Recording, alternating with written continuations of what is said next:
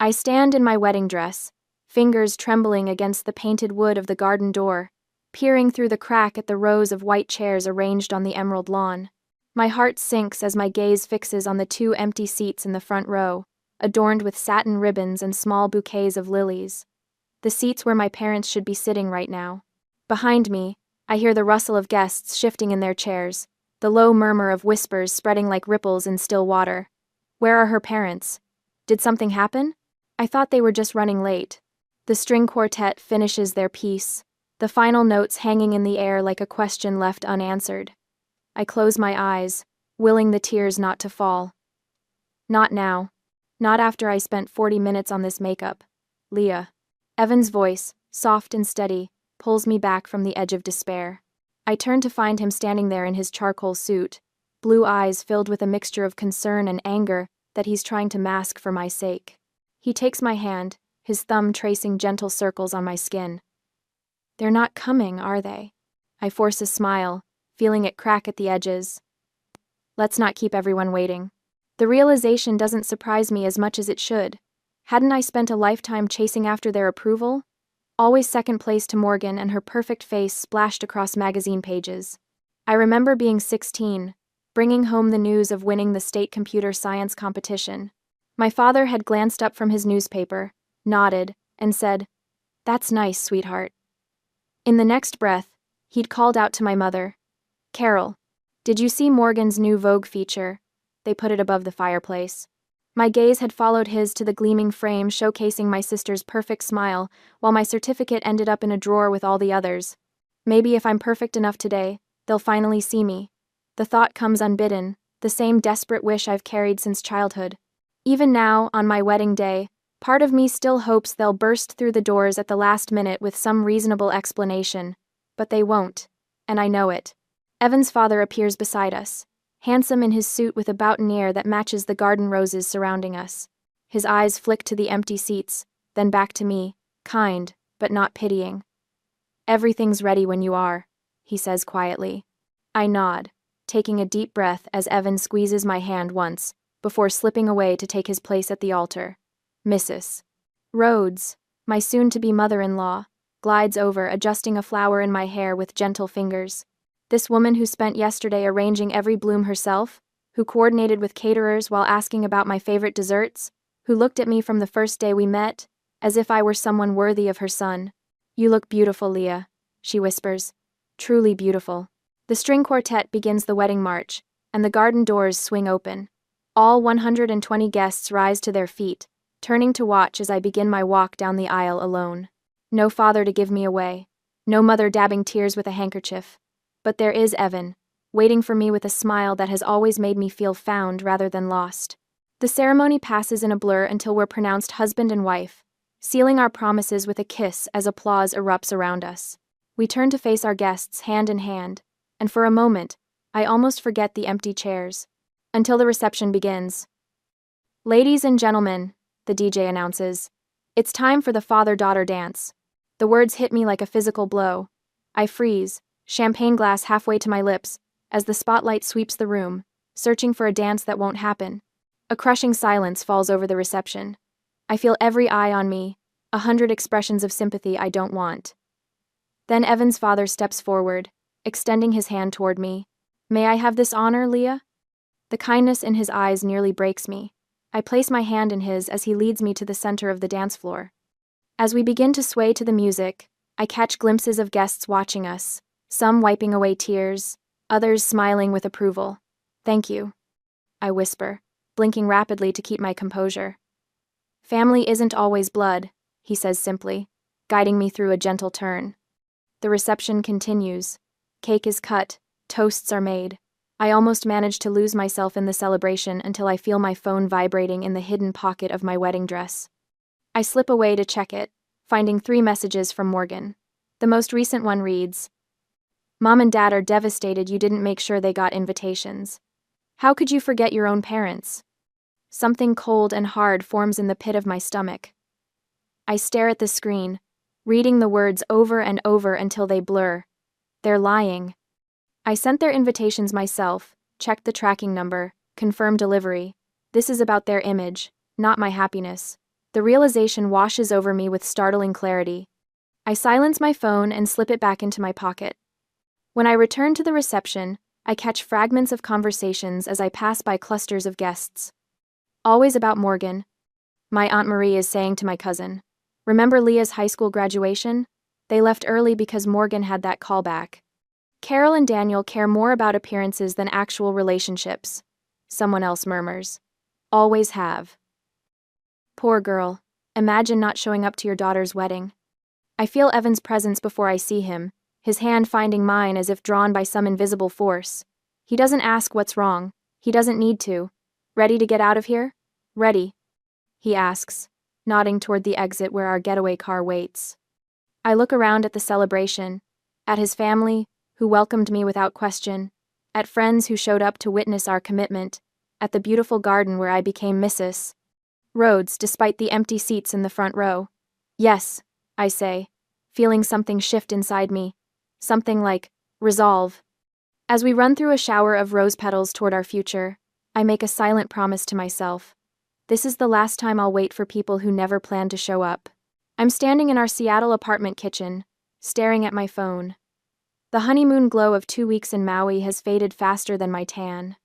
3 weeks of silence from my parents after our wedding, and I've finally worked up the courage to call them. "You forgot to invite us." Mom's voice is cold, accusatory. "We never got the invitation, Leah." My hand trembles as I open my laptop. That's not true. I sent both email and physical invitations. I have the receipts. "Don't be dramatic," she says, the familiar dismissal cutting deeper than it should after 32 years of practice. I pull up the email confirmation. I'm looking at the receipt right now. The email was delivered and opened on March 12th at 9:47 a.m. Dad even replied with, "Thanks for letting us know." A beat of silence. "Well, sometimes these systems make mistakes," she hedges, "and the tracking information shows the physical invitation was delivered to your mailbox on March 10th. I have the confirmation number." "Maybe we didn't feel welcome." Mom's voice shifts to wounded innocence so quickly I almost miss the manipulation. "Almost. You know how busy we are with Morgan's career taking off again. Maybe you didn't make it clear how important it was." The realization hits me like a thunderclap. They're protecting their image, not our relationship. They chose to skip their eldest daughter's wedding and are now rewriting history to make it my fault. "You're always so dramatic about everything." She continues into my silence. "I have to go," I say quietly, ending the call before she can respond. I sit at our kitchen counter, scrolling through texts from the last few months. The patterns emerge with painful clarity now that I'm looking for them. Mom's guilt trips whenever I mention the wedding, Dad's vague excuses about checking calendars, the convenient silence as the date approached. Morgan's text the night before our wedding repeats in my mind. "Make sure you take photos with Dad's side of the family. They're important connections for when I launch my lifestyle brand next year." Not a word about me. Not a single well wish for my marriage. My phone buzzes with a text from Morgan now. "Mom is crying because of your phone call. Why do you always have to upset everyone?" The message is followed by another. "Some relatives are asking questions about the wedding. You need to tell them you forgot to send invitations to Mom and Dad." This family drama is the last thing I need with my wedding coming up. My fingers hover over the keyboard. Morgan's wedding. Of course. They couldn't attend mine because it would make Morgan's eventual wedding less special. Her fiancé proposed last month, their engagement announcement, carefully timed for after my honeymoon. Dad's email arrives next. "Your mother is very hurt by your accusations. Family loyalty means supporting each other, not attacking. Think about how this affects Morgan's wedding plans." 3 antagonists, perfectly aligned against me. Mom with her guilt as a weapon, Morgan enforcing the family image, and Dad backing them both while pretending to be the reasonable one. I look around our apartment, at the wedding photos we've just hung on the walls, Evan and I laughing with his parents, dancing with his father, cutting cake, surrounded by friends. Joy radiates from every image, but there's an emptiness too, the conspicuous absence of my side of the family. For 32 years, I've been chasing approval that was never coming. Tears stream down my face as I stare at one particular photo me in my wedding dress, looking over my shoulder with a smile that tried so hard to mask heartbreak. I don't hear Evan come in, only become aware of his presence when he kneels beside my chair, his hand warm on my knee. What do you need? He asks simply, his blue eyes filled with concern. The clarity of his question breaks something open inside me. Not what's wrong, or why are you crying, but what do you need? As if my needs matter. I need to stop pretending they care about my happiness, I say, my voice steadier than I expected. He nods. No platitudes, no attempts to solve or dismiss. Just presence. I wipe my eyes and open a new document on my laptop. I'm making a record of everything. The invitation receipts, the tracking numbers, the text messages, the emails, all of it. Date. Line by line, I create a timeline of communication attempts before the wedding. Each call logged, each message saved, each response documented. The evidence forms an undeniable pattern of deliberate avoidance followed by calculated gaslighting. What will you do with it? Evan asks, bringing me a cup of tea. I'm going to tell the truth. I take a deep breath. Not angrily, just clearly. I compose the email carefully, attaching the relevant evidence without commentary. My message is simple. Mom and Dad, I have attached documentation showing that you received both electronic and physical invitations to our wedding. You chose not to come. I won't participate in pretending otherwise. This isn't about blame, it's about acknowledging reality so we can move forward honestly, if that's what you want. Leah. I hit send before doubt can creep in. My phone rings 10 minutes later, not my parents, but Mrs. Rhodes. I saw what you wrote to them, she says without preamble. Morgan copied me, thinking I'd be horrified by your attack on family. My stomach drops. Mrs. Rhodes. I'm proud of you, she interrupts gently. Standing up for yourself isn't attacking anyone. It's about time someone in that family valued truth over appearances. Warmth blooms in my chest at her words. Evan sits beside me on the couch, his shoulder against mine. Your truth matters more than their comfort, he says quietly. I lean into him, feeling the weight lifting from my shoulders. The next day, at the software firm, a coworker comments that I seem different, more focused, more present. I realize I haven't checked my phone for messages from my parents all morning. It's a small victory, this freedom from constantly seeking parental approval. But as I walk back to my desk, head high, it feels monumental. For the first time, I'm not waiting for people who never planned to show up. 3 days later, my phone buzzes for the third time in an hour. I know exactly who it is without looking, but I glance down anyway, confirming my suspicion. Morgan, you can't ruin my wedding just because you're insecure. Mom and Dad are heartbroken.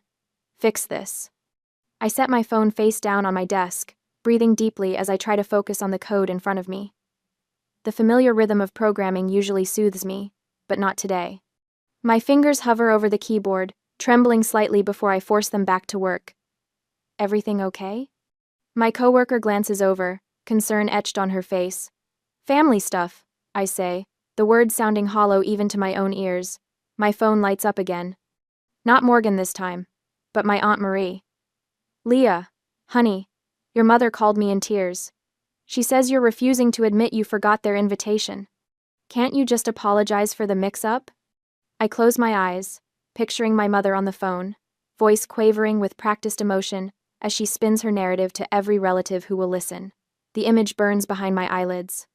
When I get home, Evan is already there, his face darkening as he sees my expression. Your dad sent me an email, he says, turning his laptop toward me. Apparently, I need to understand the importance of family loyalty. I read Daniel's message, each word dripping with calculated guilt. As Leah's husband, you should help her see reason. Family is all we have in this world. Her behavior is causing your mother-in-law immense pain. They've been calling everyone, I say, sinking onto our couch. 3 different cousins left messages today. Even my high school friend Sarah somehow got dragged into this. Evan sits beside me, his warmth a contrast to the cold knot forming in my stomach. They're escalating because you're not playing along anymore. My phone buzzes again. Unknown number. Leah, it's Morgan. Since you blocked me, I had to use Ryan's phone. Stop being childish. I hang up without responding, but the calls continue. Different numbers each time. Always Morgan's voice when I answer. I finally turn my phone off entirely, the silence a momentary relief. You know what's strange? I say later that night as Evan and I eat takeout at our kitchen counter. I keep waiting to feel guilty, but instead I just feel calm, like I finally see them clearly. Evan nods, considering this. What changed? The question makes me pause, fork halfway to my lips. I think it's knowing I have options they can't take away. I gesture around our apartment. My job pays $96,000 a year. I have proof they're lying. I have you. For the first time, I don't need their approval to survive. When my phone powers back on in the morning, there are 17 new messages. One catches my eye immediately. From Evan. Check your email. Morgan texted me. The message she sent him makes my blood boil. You should help Leah behave better. Networking with successful family could benefit your career. Evan's response appears below it.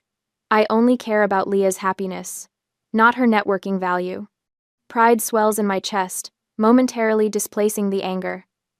This man who sees me as a person, not a pawn, who defends my worth without hesitation. Morgan's replies become increasingly frantic. This is ridiculous. She's tearing apart the family. Our mother is devastated. Your loyalty should be to family harmony, not enabling her tantrums. After the 5th message, there's a final one from Evan. We're blocking this number. Don't contact us again. I blocked her, Evan says when I look up from my phone. I hope that's okay.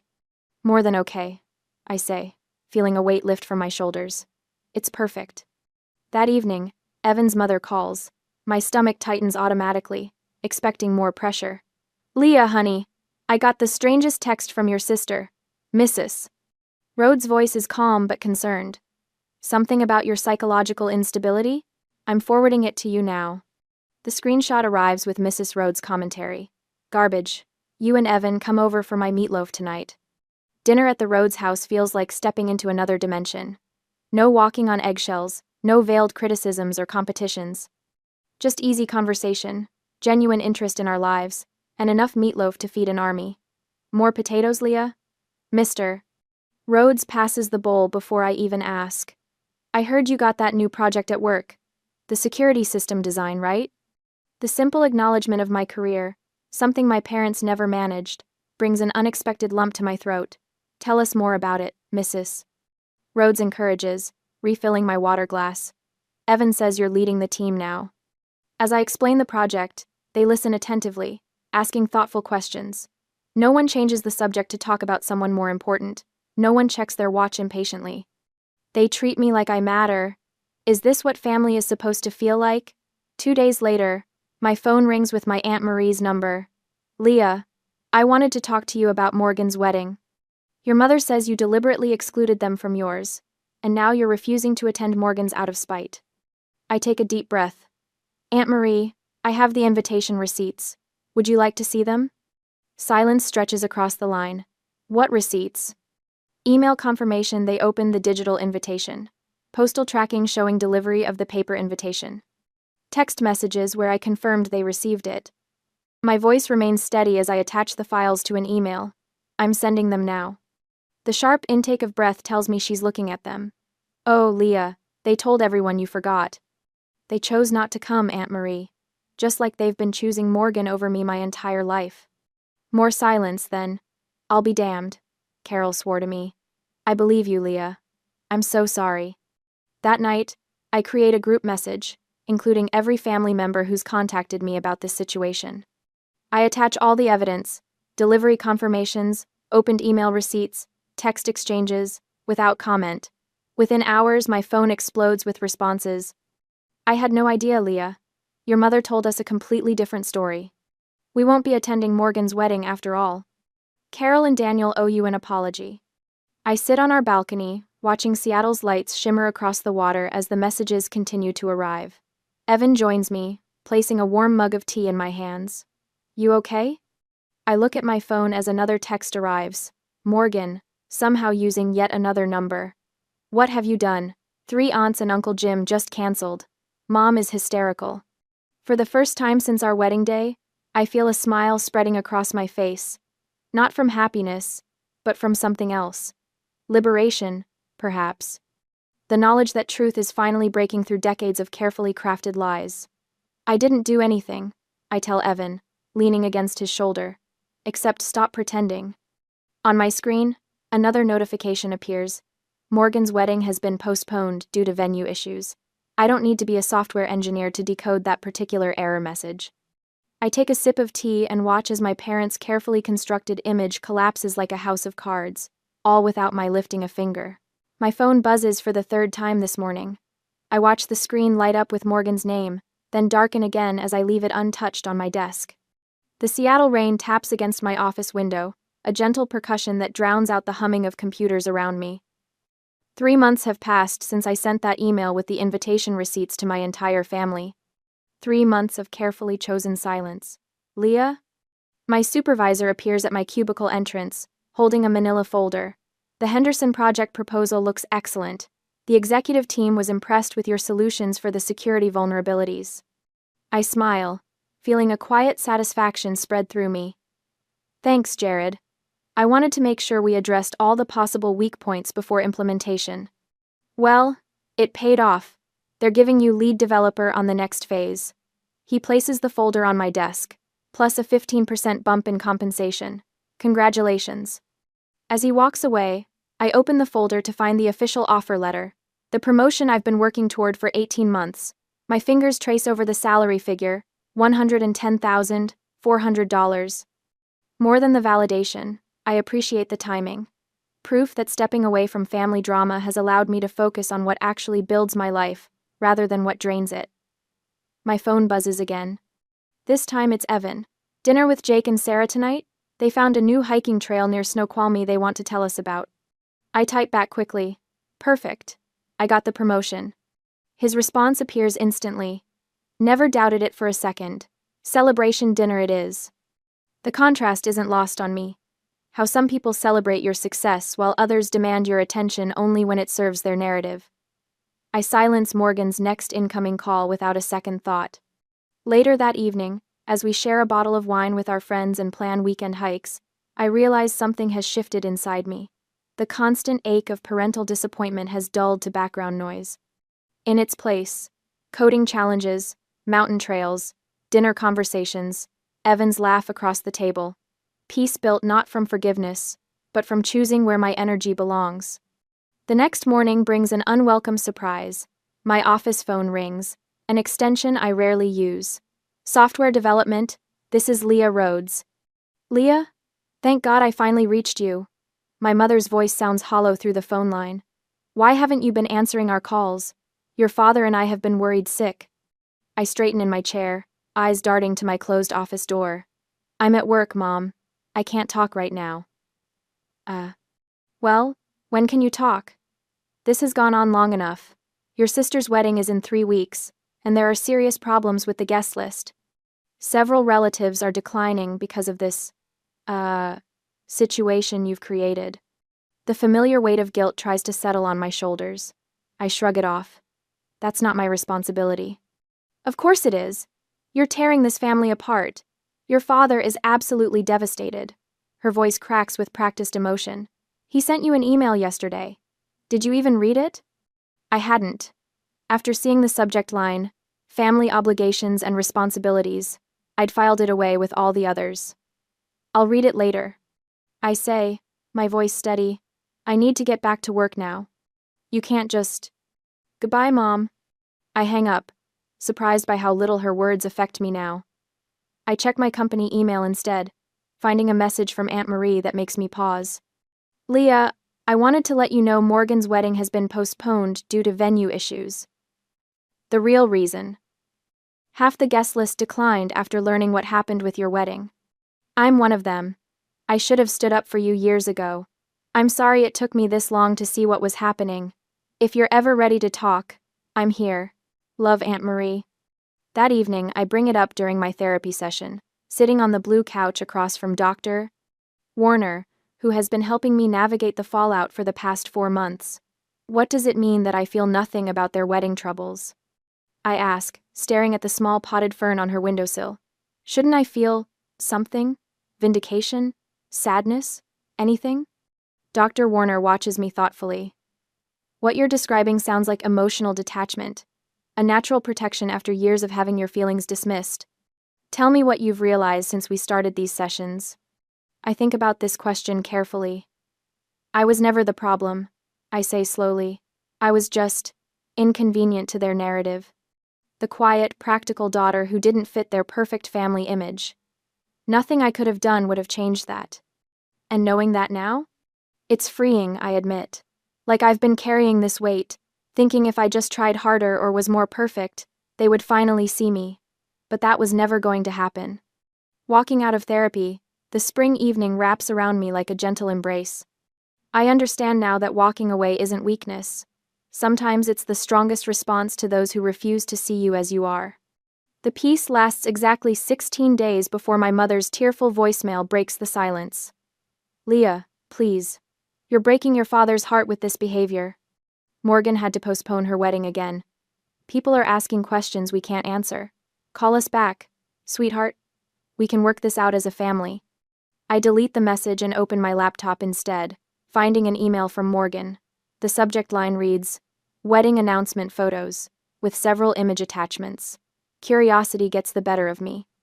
The photos show Morgan and her fiancé in a garden setting with a stone path winding behind them, roses climbing trellises in soft focus.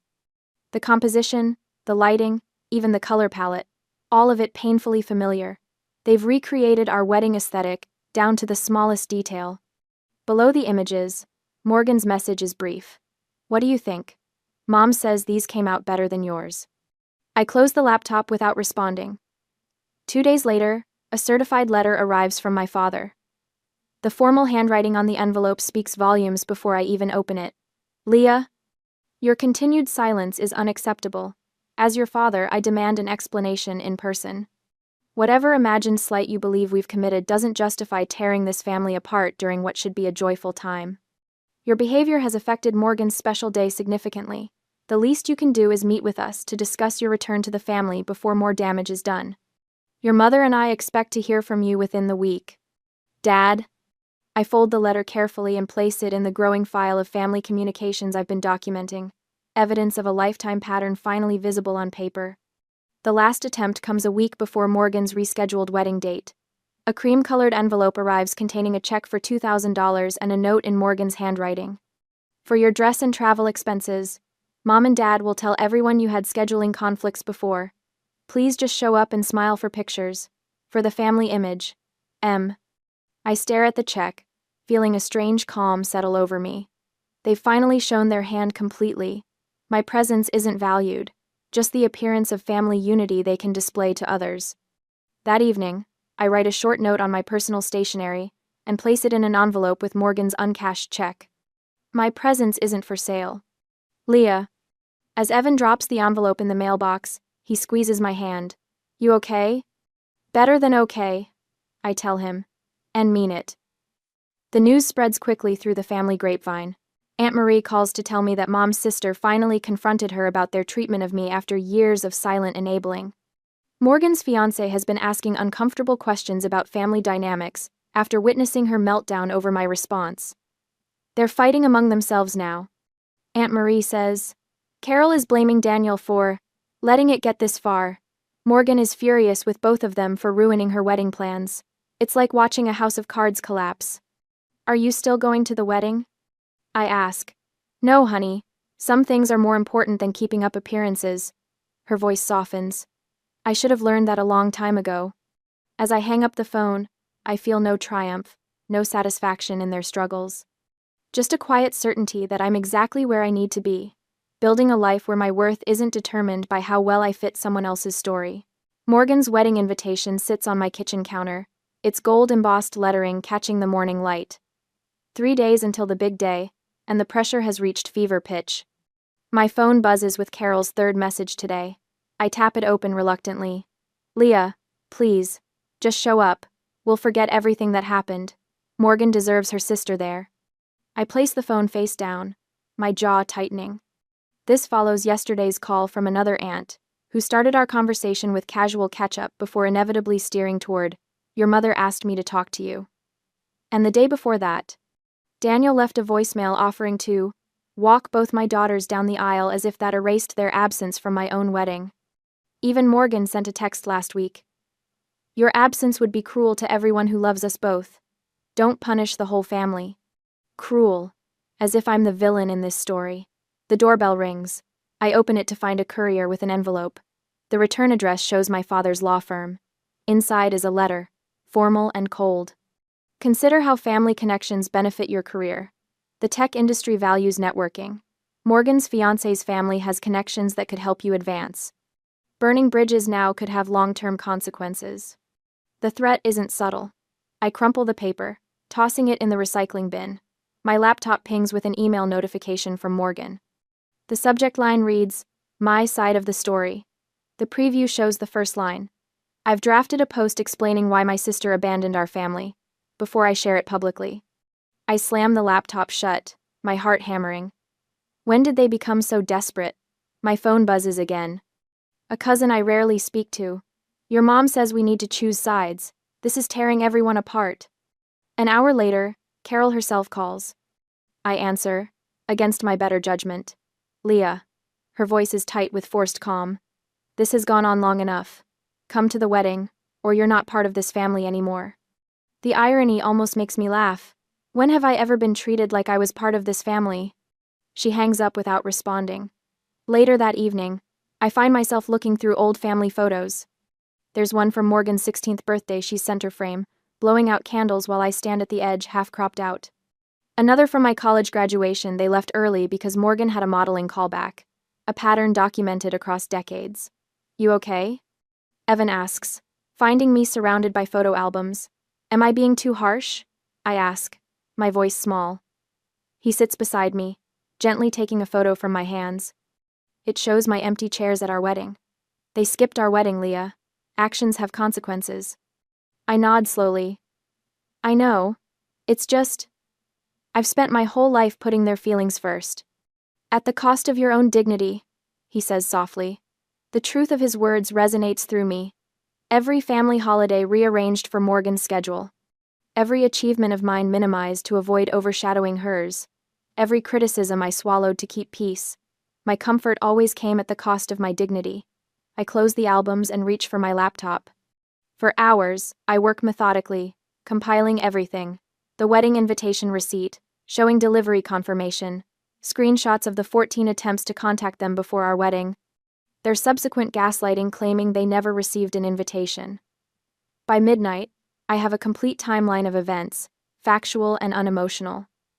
I draft an email to the entire family. No accusations, no anger, just documented truth. To my extended family, there seems to be confusion about my absence from Morgan's wedding.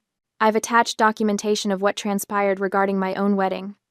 Attached, you'll find postal tracking confirmation of my parents' wedding invitation delivery. Email receipt showing they opened the digital invitation. Screenshot records of my 14 attempts to contact them before the wedding. Their subsequent claims that they never received an invitation. I will not be attending Morgan's wedding. This isn't about punishment or cruelty. It's about consequences for choices made. I wish Morgan a beautiful wedding day. My absence is the consequence of choices made 8 months ago. Sincerely, Leah Rhodes. I press send before doubt can creep in. What do you want to do on Morgan's wedding day? Evan asks when I tell him. I smile for the first time in days.